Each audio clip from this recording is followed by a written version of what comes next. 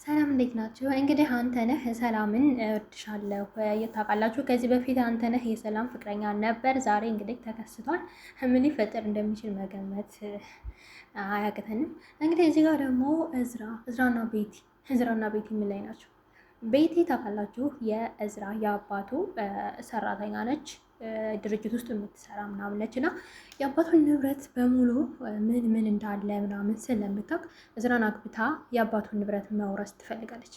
በዚህ መሀል ግን ሀኒቾ ምን ውስጥ እንደምትገባ ማሰብ እንጃ፣ ብቻ ምን ሊፈጠር እንደሚችል። ሲቀጥል ደግሞ እነ ሜላት ለሀኒቾ ሰርግ ዝግጅታቸውን ጀምረዋል። ድግሱ ምን ይሆን? ሙሽራው ሲቀር ምን ሊፈጠር ይችላል? እኔ በጣም ፈርቻለሁ።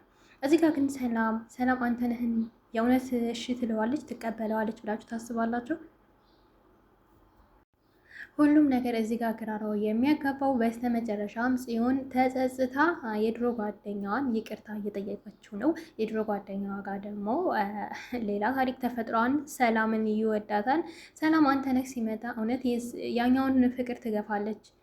እኔ ምን ሊፈጠር ይችላል? በጣም ጓጉቻለሁ። እስኪ ዛሬ በሰፊው የሚለቀቅ ነው የሚሆነው። ይህን አጭር ነው ዛሬ የሚሰራላችሁ ቪዲዮ።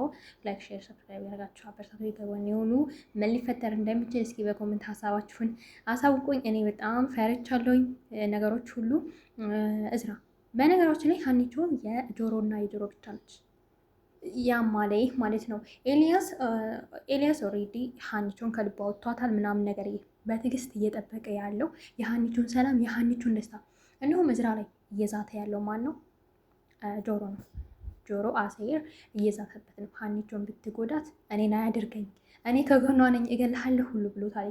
ለምንም ዙራ ሀኒቾ የአሴር ነች። እኛ የምንፈልገው የአሴር እንድትሆን ነው። ግን እዝራን እውነት ቤቴን ያገባ